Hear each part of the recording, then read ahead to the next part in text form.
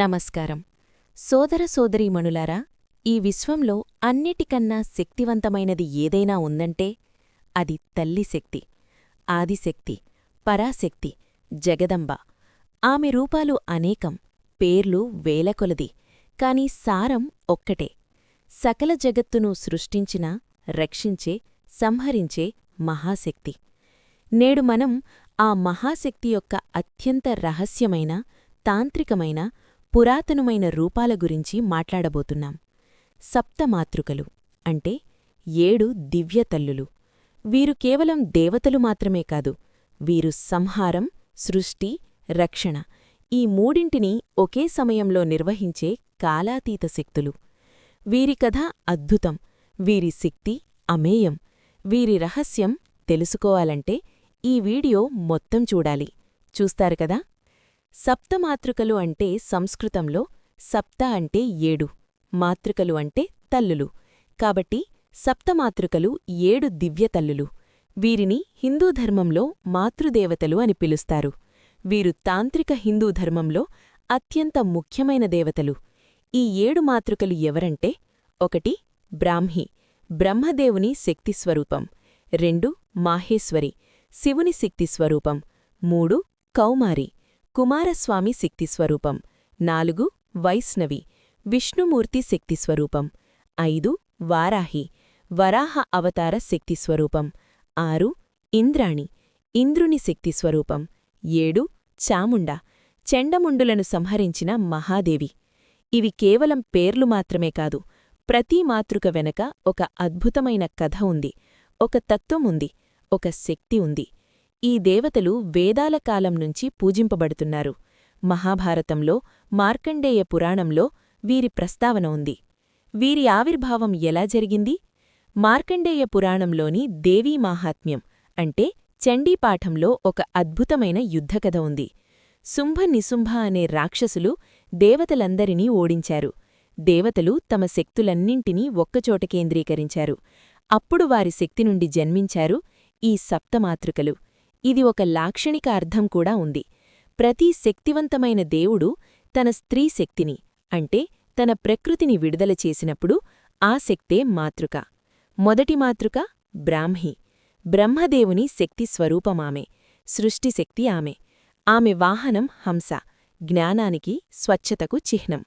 ఆమె 4 చేతుల్లో కమండలం అంటే జ్ఞాన జలపాత్ర, మాల, ఓంకార జపమాల, పద్మం, సౌందర్యం, సృష్టి, వరదహస్తం, అభయప్రదాత. ఆమె రంగు పసుపుపచ్చ లేదా బంగారు రంగు. 4 ముఖాలు, బ్రహ్మమాదిరిగానే. బ్రాహ్మి సృష్టిశక్తిని నిరూపిస్తుంది. ప్రపంచంలో ప్రతి నూతన ఆరంభం, ప్రతి సృష్టి వెనక ఆమె శక్తి ఉంది. తాంత్రిక దృష్టిలో బ్రాహ్మి రజోగుణానికి అధిష్టాత్రి. ఆమె చైతన్యాన్ని, ఉత్సాహాన్ని, కార్యశక్తిని ప్రసాదిస్తుంది. మహాభారతంలో బ్రాహ్మి వైనాయికి గా కూడా పేర్కొనబడింది. శిశువులను రక్షించే మాతృశక్తిగా ఆమెను పూజిస్తారు. 2వ మాతృక మాహేశ్వరి, మహేశుడు అంటే శివుని శక్తి స్వరూపం ఆమె. మాహేశ్వరి త్రిశూలం, నాగం, డమరుకం ధరిస్తుంది. 3 కండ్లు ఆమెకు, నంది వృషభం ఆమె వాహనం. ఆమె సంహారశక్తిని, తామసగుణాన్ని ప్రతిబింబిస్తుంది. కాని సంహారమంటే వినాశనం మాత్రమే కాదు, పాత వ్యవస్థను తొలగించి కొత్తదాన్ని సృష్టించడం. మాహేశ్వరి అర్ధనారీశ్వర సిద్ధాంతానికి జీవంతమైన ఉదాహరణ. శివశక్తి అభేదం ఆమెలో ప్రతిబింబిస్తుంది.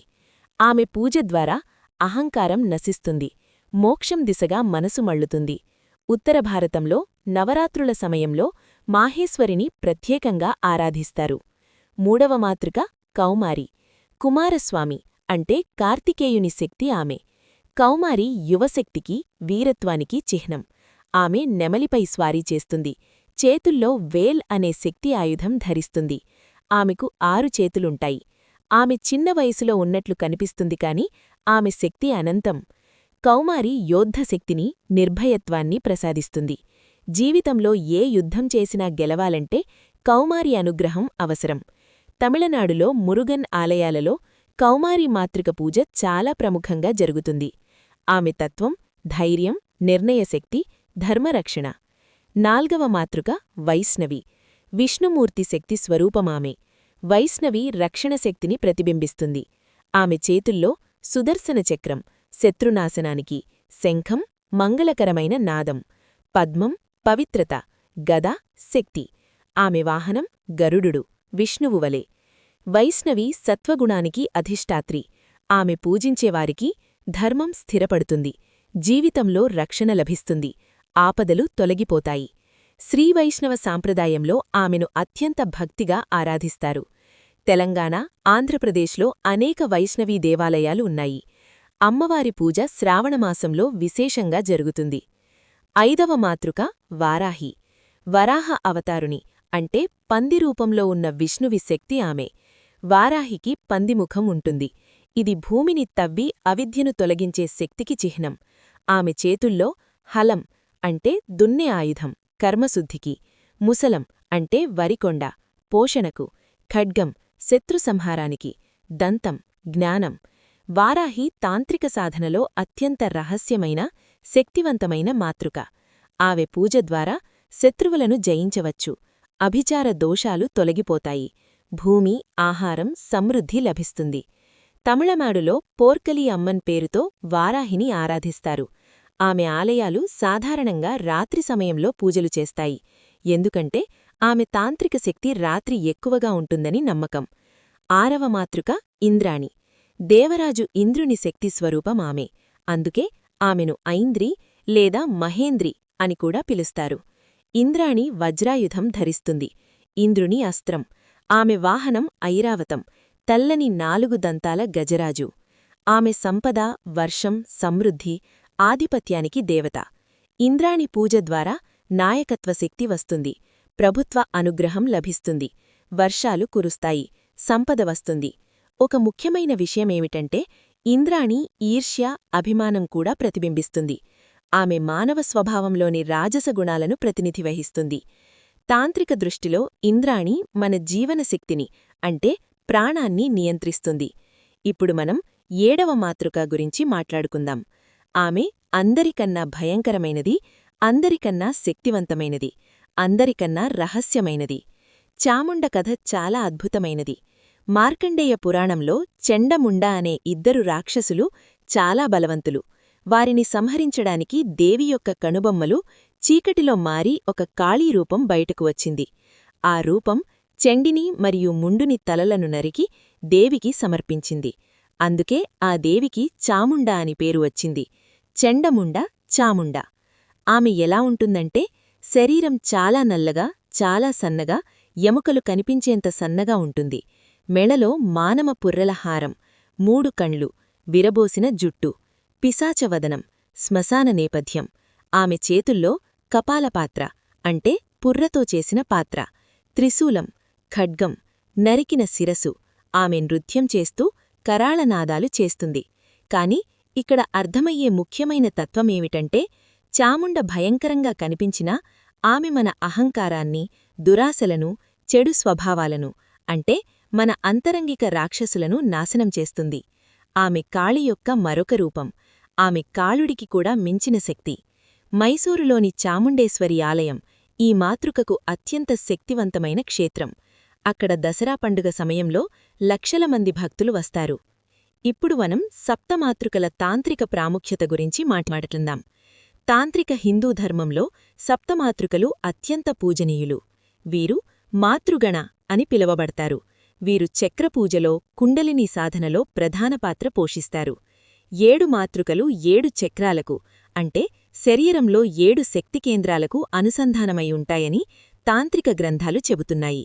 బ్రాహ్మి మూలాధార చక్రం అంటే భూమిశక్తి, మాహేశ్వరి స్వాధిష్ఠాన చక్రం అంటే జలశక్తి, కౌమారి మణిపూర చక్రం అంటే అగ్నిశక్తి, వైష్ణవి అనాహత చక్రం అంటే వాయుశక్తి, వారాహి విశుద్ధ చక్రం అంటే ఆకాశశక్తి, ఇంద్రాణి ఆజ్ఞాచక్రం అంటే మేధాశక్తి, చాముండ సహస్రార చక్రం అంటే పరమశక్తి. ఈ అనుసంధానం చాలా లోతైన తత్వాన్ని ప్రతిబింబిస్తుంది. సప్తమాతృకలకు భారతదేశంలో అనేక ప్రసిద్ధ ఆలయాలు ఉన్నాయి. చాముండేశ్వరి ఆలయం మైసూరు, కర్ణాటక. మైసూరు పర్వతాల పైన ఉన్న ఈ ఆలయం అత్యంత శక్తివంతమైన శక్తిపీఠాలలో ఒకటి. దసరా పండుగ సమయంలో లక్షల మంది భక్తులు వస్తారు. బ్రాహ్మణి ఆలయం, హిమాచల్ ప్రదేశ్, సప్తమాతృకల ఆలయంగా ప్రసిద్ధి చెందిన శక్తిపీఠం. సప్తమాతృకల గుహలు అజంతా, ఎల్లోరా. ఎల్లోరా గుహల్లో సప్తమాతృకల అద్భుతమైన శిల్పాలున్నాయి. క్రీస్తుశకం 6వ శతాబ్దం నాటివి. తెలంగాణ, ఆంధ్రప్రదేశ్లో వనదుర్గ, ఎల్లమ్మ, పోలేరమ్మ, మైసమ్మ వంటి గ్రామదేవతలు వాస్తవంగా సప్తమాతృకల స్థానిక రూపాలు. మన తెలుగు ప్రజలు ఆరాధించే అమ్మవారు ఈ సప్తమాతృకల వారసులే. సప్తమాతృకలను ఎలా పూజించాలి? సాధారణంగా నవరాత్రి, దసరా సమయాల్లో వారి పూజ విశేషంగా జరుగుతుంది. పూజకు కావాల్సినవి: 7 దీపాలు, ఒక్కో మాతృకకు ఒక్కో దీపం, ఎర్ర పువ్వులు, జపాకుసుమం అత్యంత ప్రీతికరం, నైవేద్యాలు: పానకం, పులిహోర, కుంకుమ, హళది. మంత్రం: ఓం బ్రాహ్మీ మాహేశ్వరి కౌమారి వైష్ణవి వారాహి ఇంద్రాణి చాముండాయి నమః. పూజ ఫలాలు: బ్రాహ్మి జ్ఞానం, విద్య; మాహేశ్వరి వైరాగ్యం, మోక్షం; కౌమారి ధైర్యం, విజయం; వైష్ణవి రక్షణ, ధర్మం; వారాహి శత్రునాశనం, సమృద్ధి; ఇంద్రాణి నాయకత్వం, వర్షాలు; చాముండ అన్ని అడ్డంకుల తొలగింపు, మోక్షం. సోదర సోదరీమణులారా, సప్తమాతృకలు కేవలం చరిత్రలో ఉన్న దేవతలు కాదు. వారు ప్రతి తల్లిలో ఉన్నారు, ప్రతి స్త్రీలో ఉన్నారు, ప్రకృతి మొత్తంలో ఉన్నారు. బ్రాహ్మి సృష్టించే తల్లి, మాహేశ్వరి సంహరించే తల్లి, కౌమారి రక్షించే తల్లి, వైష్ణవి ధర్మం నిలిపే తల్లి, వారాహి పోషించే తల్లి, ఇంద్రాణి నేతృత్వం వహించే తల్లి, చాముండ విముక్తి ప్రసాదించే తల్లి. ఈ 7 శక్తులు మనలో ఉన్నాయి. మనలో జాగృతమయ్యేటట్లు చెయ్యడమే మన జీవిత లక్ష్యం. జయమాతాది, జయ సప్తమాతృకలు. ఈ వీడియో మీకు నచ్చిందా? అయితే లైక్ చేయండి, షేర్ చేయండి మరియు ఛానల్ సబ్స్క్రైబ్ చేయండి. మీ అభిప్రాయాలు కామెంట్లో చెప్పండి. ఏ మాతృక మీకు ఎక్కువ ఇష్టమో కూడా చెప్పండి. తదుపరి వీడియోలో మళ్ళీ కలుద్దాం. నమస్కారం.